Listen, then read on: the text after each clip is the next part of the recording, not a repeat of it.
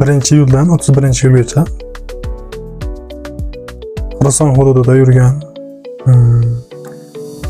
yashash yoki ishlash huquqini buzgan fuqarolar diqqatiga, fuqarolar ya'ni Qirg'izistonda yurganda registratsiyasi просрочный bo'lib qolgan yoki vizasi просрочный bo'lib qolgan yoki bir vizasiz va registratsiyasiz ham yurib muddati o'tgan umumiy hamma fuqarolarga tegishli bo'lyapti hozir.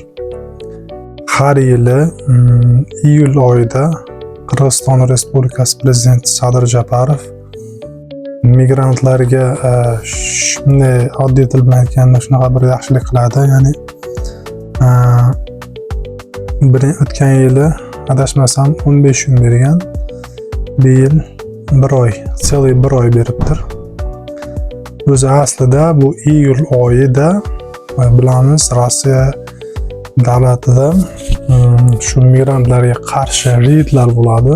Nazorat kuchaytirilib, hujjati yo'q insonlar tezroq ushlanishgan va shtrafga yoki deport, zapretlar qilishga harakatlar kengayib qoladi. Bu mahalda Qirg'iziston hududida nazorat shu iyul oyida, shu men bilishim bo'yicha 2 yildan beri yengillik beriladi.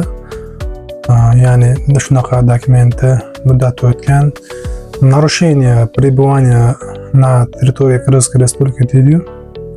Ya'ni любой qonun buzgan, qonun emas, shu yashash dokumentlar bo'yicha bu balki boshqa bir jinoyat qilgan boshqa odamlarga tegishli emas. Bu shunchaki Qirg'iziston hududida shu bo'lib turish qoidasini buzgan chet ellik fuqarolar uchun tegishli. Ya'ni 1-iyuldan 31-iyulgacha jarima to'lamasdan Qirg'iziston hududidan добровольный chiqishi mumkin. Bu nima degani?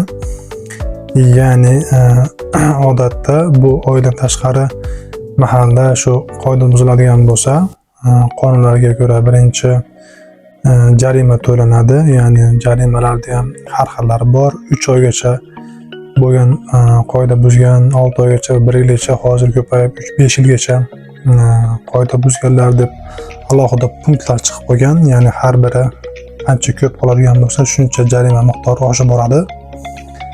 Hop, hozir endi 1-iyuldan 31-iyulgacha добровольный chiqmoqchi bo'lgan fuqarolar nima qiladi? Birinchi o'zlari yashab turgan joyda eng yaqin bo'lgan UVDsiga boradi. Любой UVD bo'laveradi. Oddiy uchastkovoy punkt emas, UVDga boradi. UVDga borgandan keyin u yerda o'zining holatini tushuntiradi. Tushuntirib shunaqa sabablarga ko'ra dokumentda muammolar bor, chiqolmayapti deb tushuntirgandan keyin hozir bunaqa fuqarolar ko'pligi uchun UVDlar ham o'chirib bo'lib ketadi. Bittaroq borishni maslahat beramiz. Shu uchun borib spravkani olinadi. Spravkani olingandan keyin bu spravkani bizga o'xshab viza tayyorlovchi agentstvalar yoki shaxslarga gaplashiladi va shu dokumentlarda va boshqa o'zining pasport ma'lumoti, o'zining rasmlarini tashlab beriladi. Tashlab berilgandan keyin shu spravka asosiga ko'ra chiqish vizasi tayyorlanadi. Chiqish vizasi tayyorlangandan keyin shu muddatda chiqib ketishi mumkin.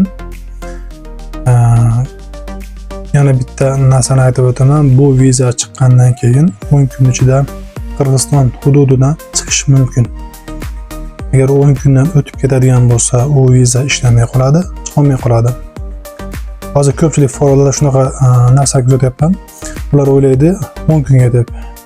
Chiqib ketgandan keyin yana 10 kun kuzattirish kerak ekan deb o'ylaydi. Bu lekin noto'g'ri. Shuning uchun u viza faqat 10 kun ichida chiqib ketish uchun. Siz xohlasangiz 1-chi, xohlasangiz 3-chi, xohlasangiz 5-chi kun chiqib ketishingiz mumkin. Chiqib ketgandan keyin yana boshqa vizani rasmiylashtirib qayta kirishingiz mumkin. Hop. Hozircha shu yangilik. Ulgurmagan fuqarolar shu 1dan 31-yilgacha harakatinglar qilib qo'yinglar. Ya'ni qonuniy yashashda o'sha yerda qonuniylashtirib olishingiz imkoni bor. Bu hududlarda hozir o'chir ko'pligi sababli erta harakat qilgan fuqarolar erta ishini bitiradi, bo'lmasam birodan 2 kun 3 kunlab vaqt o'tkazishi mumkin yashayotgan joyiga qarab. Bu ayniqsa Bishkek tomonlarda migrantlar ko'pligi sabab u yoqlarda ko'proq o'chib qoladi. O'sha atrofida unchalik bo'lmasligi mumkin.